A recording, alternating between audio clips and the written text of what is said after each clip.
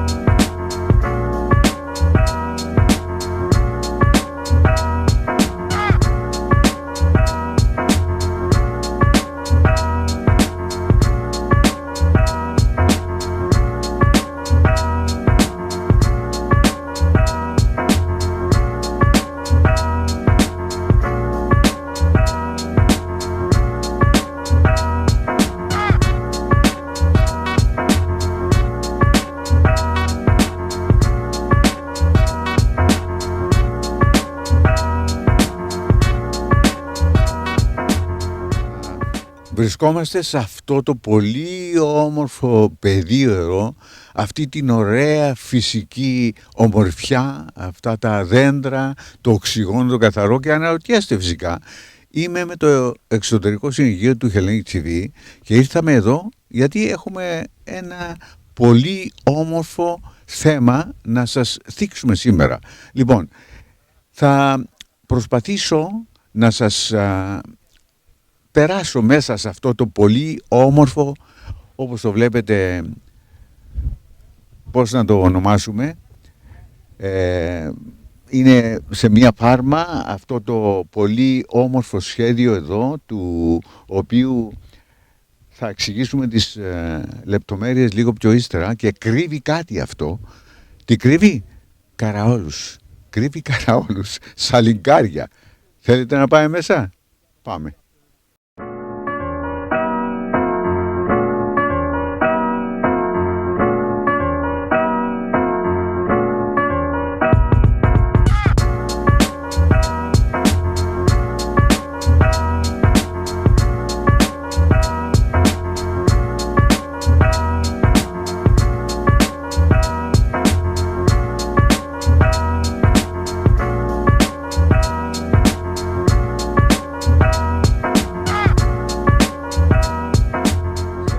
Βρεθήκαμε εδώ σήμερα, όπως βλέπετε, είμαστε σε ένα πολύ όμορφο μέρος, εδώ, πράσινο, και αν δείτε απευθείας εδώ πέρα είναι η καραόλη. Η καραόλη, the snails, και τα οποία, όπως ακούτε και στις διαφημίσεις που γίνονται τώρα, θα μπουν στην αγορά πολύ σύντομα. Ήρθαμε εδώ σήμερα γιατί θέλουμε να συναντήσουμε τους ιδρυτές και τους ανθρώπους οι οποίοι ασχολούνται με αυτό το εμπόρευμα, με αυτό το φαγόσιμο, το οποίο νομίζω θα γίνει ανάρπαστο. Θέλω να μιλήσω στα αγγλικά τώρα, γιατί νομίζω είναι ώρα να μιλήσουμε με τους δύο που ασχολούνται με αυτή την παραγωγή, ιδιαίτερα ο Γιώργος, ο οποίος τον είχαμε γνωρίσει μέσα από την τηλεόραση, μέσα από την συνέντευξη που είχαμε, Γιώργο μου, πολύ έτσι ενδιαφέρον το θέμα, πάρα πολύ ενδιαφέρον. Αλλά σήμερα έχουμε και τον συνεργάτη σου, τον David εδώ, ο οποίος είναι το τεχνικό μέρος, στηρίζει το τεχνικό μέρος. Έτσι, για να δώσουμε περισσότερες πληροφορίες, more information about this product, I like to speak to you first, George, Yeah. and then I come back and speak to David as well. Yeah. So, give me the history of this. First of all, welcome to our operation in this very beautiful part of Buckinghamshire. As you can see, it's a very lush environment, and this is our operation, L'Escargots UK. It is, as I explained to you on our previous interview on the Hellenic TV, that it was a crazy idea initially, but eventually, after a lot of research and a little bit guts, people thought I was crazy, but Because I know, because you were a soldier, and you have to dare to win. yes, correct. Yes, as I was in special forces, that was our motto: "Who dares wins." So I decided to go ahead and to create this, and of course, I've got two more partners in the business, great people that they're behind me 101%, and also invaluable help from my dear friend and assistant David. He's my technical director on the business, and he's the brain behind of technicalities and whatever comes into mechanical nature. Okay, I like to, if you don't mind, let me just go nearer to David, because David, earlier on you were explaining to me about how you build this. Of course. Give us all the details about. So the polytunnel is supplied by a company in the north of England, and it arrives here on site on a big truck. It's an enormous kit. So the first thing we have to do is to mark out the land, because each of the foundation pieces are set in concrete, and there's I think 32 foundation pieces, tubes, that have to be set in concrete. That in itself takes a good few days. Okay. And then between me and George, we assemble the hoops which make up the structure, the backbone of the polytunnel. And between the two of us, it's a two-man job. We have to apply a little bit of force to get the tube assemblies into position. And then it's a lot of work on ladders, because we have to then brace the tubes with horizontal reinforcers. Once the basic structure is assembled, the next big challenge is getting the plastic cover on top, because this polytunnel is 90 feet long. It's the largest commercial polytunnel that the company, the supplier, can provide. But to get this amount of plastic over the top of the framework was a four-man job. Fortunately, we had a couple of guys that were excellent working on ladders, and between the four of us, we got the plastic cover on top. Okay. Then it's several days more work, because it has to be secured. The plastic has to be secured. So there's lots of hammering and wooden battens and nails and screws. And eventually, once the structure's in place, we also then have to organise the water sprinkling system. Okay. And the big challenge was, where is the nearest water? Fortunately, here on the farm, there was mains water about 50 metres away. Okay. But we had to create a new water line from a junction point and bring it into the polytunnel. Yeah. And then we had to build the gardens. What you see where the snails are living now, these are actually timber modules. So they have to be prefabricated outside and brought in. So each module is 4.8 metres long and 2 metres wide. So we build these and we lay them on the ground and create a raised bed where we start initially to grow beautiful vegetation. The water sprinklers are important because the seeds need water to grow. And in parallel, the last year's stock of reproductors. These are snails from last year. They start to breed because it's springtime and they've woken up from hibernation and they want to mate and lay eggs. And then it's George's job to collect all the eggs very delicately and put them into a nice place to basically incubate. Okay. Let me just go to George and asking you, George, how you do this? I mean, the eggs. How you find the eggs? How big are the eggs, and how you collect them, and what do you do exactly? Yes, everything takes place inside a controlled environment of temperature, humidity, and light. We follow, as I said in our previous interview, the French model, and we want to be in control how much we can produce, because we don't want to overcrowd the location, because overcrowding is not kind to the snail. It brings diseases and also inhibits their growth. Now for the eggs, as I said, the reproducers, when they start waking up, we give them a specialized Hellenic food, the best you can find in the market. It's French brand, again, and that type of feed stimulates them, gives them growth, because they have woken up from hibernation, and gives them the strength that they need, and of course in combination with the humidity and the warmth, we trick them. They feel that it's summer or spring and it's time for mating, and they start mating naturally. And we have put them in special tables that we have also pots, small the garden pots full of topsoil, and the snails naturally go find it and they dig burrows and they lay their eggs there.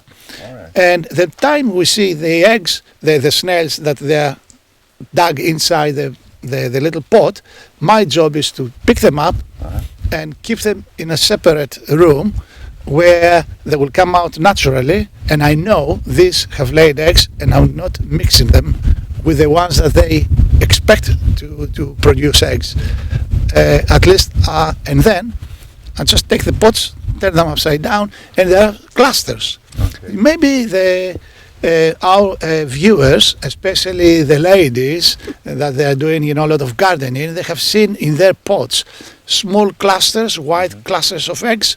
That is snail eggs, and they call them the white pearls or the white caviar. It's a very well sought delicacy, extremely expensive, because it's very, very delicate, very difficult to process it, takes a lot of time, and it has a very, very short lifespan. So, but the culinary experts and the big chefs love them.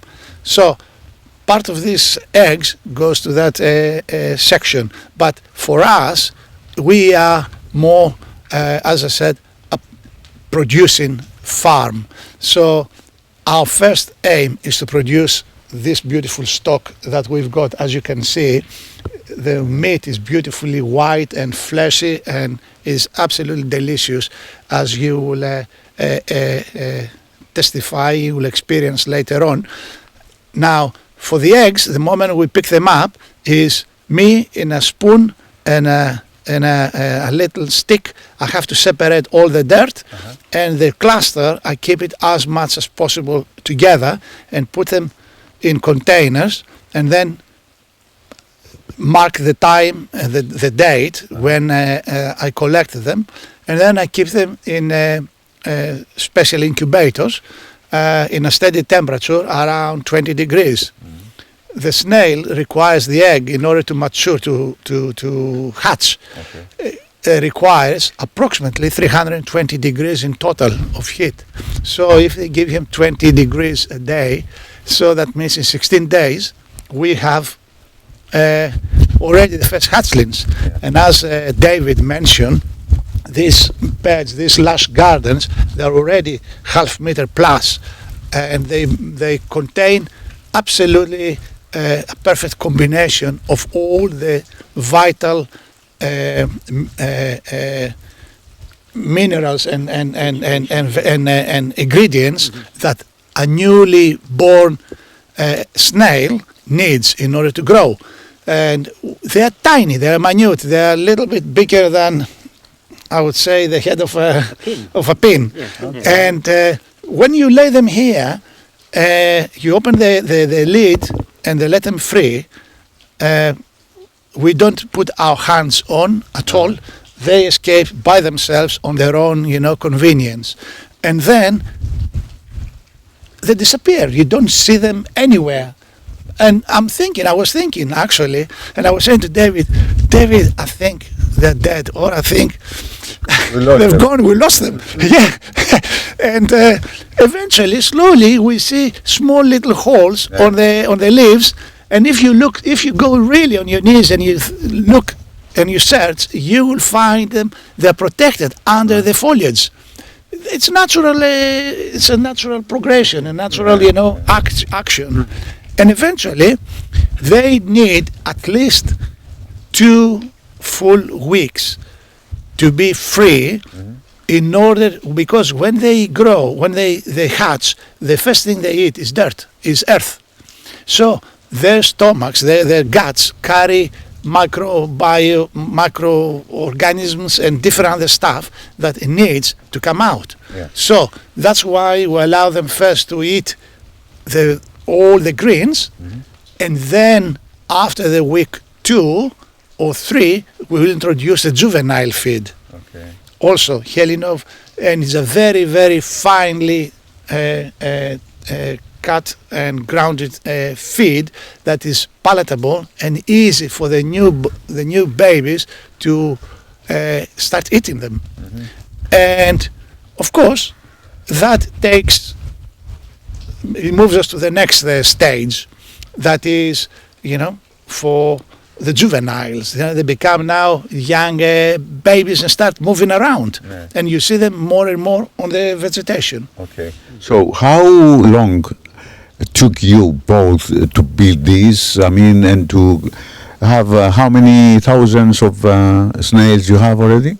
Well, we supposed to start first week of January, but due to other commitments, we were forced, and also the lack of availability from our polytunnel supplier to supply us on time. They are extremely busy. Yeah. We were delayed by 2 months, and that is now a domino effect. All our operations are coming 2 months delayed. Yeah. You're supposed to be here actually beginning of August or maybe end of July normally. But regardless, we are in a good place because Britain has the perfect weather for this, so it doesn't really affect us. Now, the polytunnel arrived here mid of February, and then we started the reproduction on the 1st of March, and at the same time we start building the polytunnel. And the polytunnel took us about a month between the two of us to set it up from scratch. And don't forget, we didn't work full time because we have other jobs and we have other responsibilities and commitments. So that was in a part-time basis and few hours here and there. And the first hatchlings, the first eggs came up 1st of April, and the first that they came out, 1st of May, and the first hatchlings we put out in the parks, it was 1st of June. Good. So the product is ready, and you are looking for,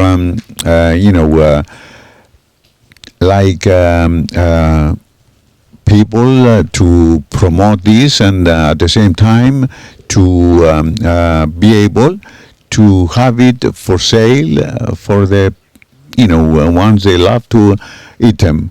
So where we stand as far as this is concerned? Yes, we have made a very, very good deal with a wholesaler in central London, and he is a very good asset to our company, and we have a very, very good working relationship and good understanding. Don't forget, we have approximately 200,000, maybe 230,000 pieces to give to people. And of course, it's a joy to have this beautiful product. But as I mentioned to you on our previous televised interview, my purpose is not the finance aspect. For me, is to educate the people, because I believe that this is an alternative new product that is very badly misunderstood, or people have their own misconceptions about this product. In reality, it is something that the old people, the older generations, prior to the Second World War, actually here in England, they were eating them. It was part of the diet. But somehow it has, changed the people, the public has changed, their opinion. And also, there is a misconception that a lot of times people think that it's very expensive. For instance, you go to a restaurant and you will see 6 pieces for £12 upwards. For 6 pieces.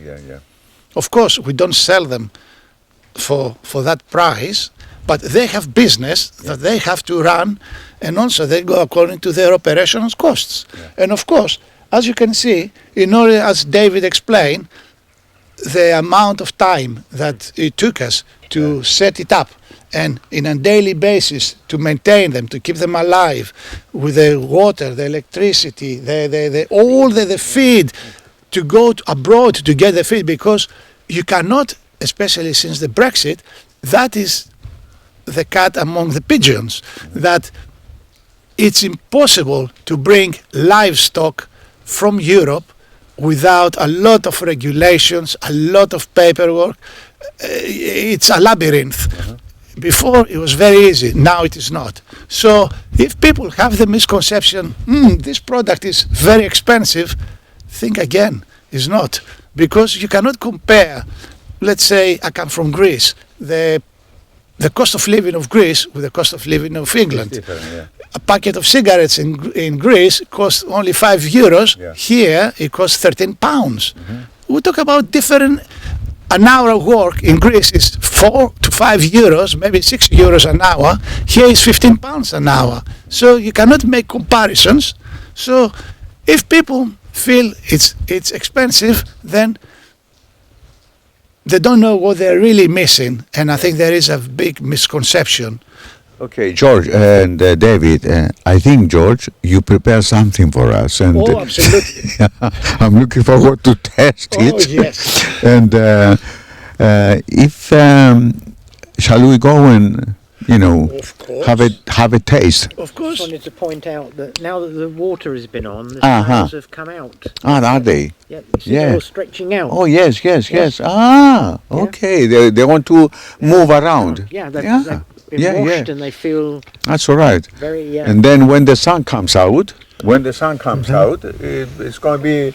We have to take them and eat them. Cook them and eat them. Well, that's that end of the polytunnel for that experience. Okay, let's go and have a taste. Absolutely. Okay? Absolutely. Thank you.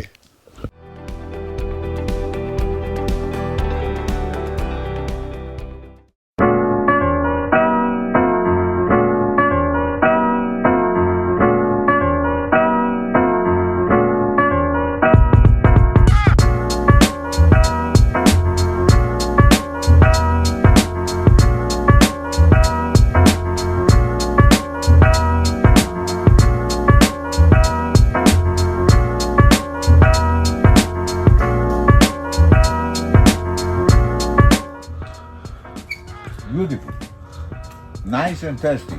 Very fresca domata, bravo.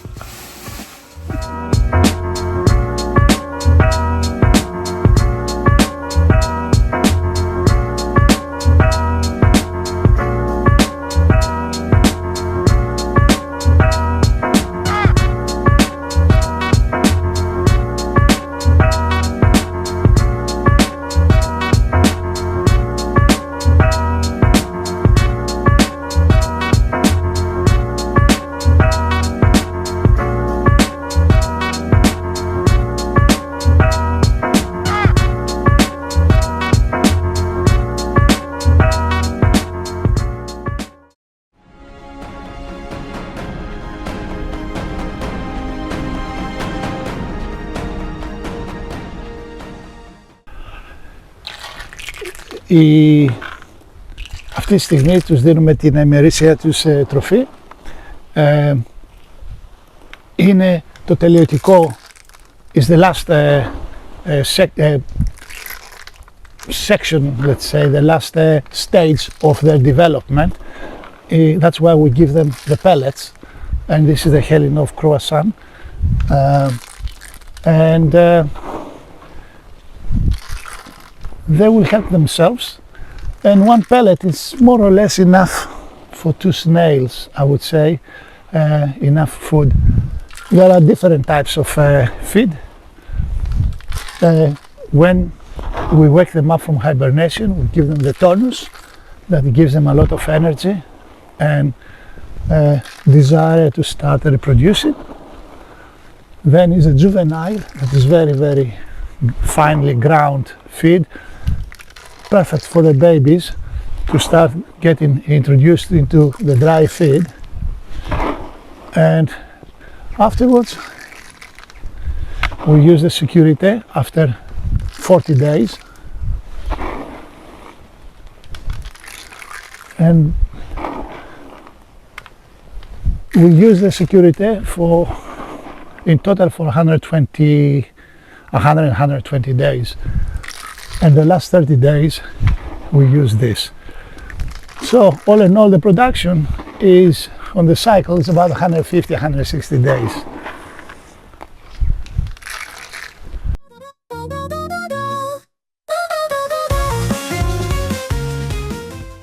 So the snails are contained in our gardens, and this surrounded by this electric fence. You will see here 4 stainless steel braids, and these are powered from the control unit, which is over here in the corner.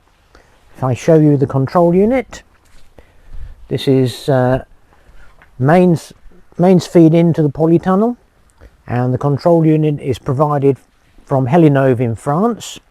This gives us a 28 volt supply up these cables and drop down into each of the 3 gardens. It's connected here with a junction box, and every adjacent, or each adjacent metal braid carries 28 volts, and that's enough to keep the snails contained. We have to clean the braids every week or so because there's a build-up of debris, and it's best to keep them very clean. So there is also an illumination light that shows that the fences are active. On each of the gardens there is this illumination LED that shows us that the whole system is working. It's extending out because it's wet and moist, Yeah. and they're looking for food. And the water sprinklers, it softens the pellets and it's easier to digest. Yeah. So they're getting quite active now. You'll always see in nature that snails are more visible. In gardens after it's rained. Yeah. After it's rained, you'll see snails. Yeah, Water them. yeah. That's called the aspersum maxima. So it's very big. But according to George, it also has liver and some intestines that has to be cut off before you cook it. Yeah. These, not.